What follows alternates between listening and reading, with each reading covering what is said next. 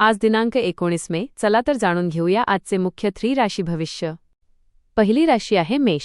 तुमच्या राशीत रुचक राजयोग बनत असल्याने आज तुमचे सर्व काही मंगल होणार आहे. नोकरी आणि व्यवसायात प्रचंड प्रगतीचे योग आहेत. तुमचे संवाद कौशल्य सुधारेल आणि रखडलेली कामे वेगाने पूर्ण होतील. दुसरी भाग्यवान राशी आहे वृषभ. आज तुमचा आत्मविश्वास गगनाला भिडणार आहे. व्यावसायिक क्षेत्रात तुमच्या शिस्तबद्ध कामाचे वरिष्ठांकडून कौतुक होईल.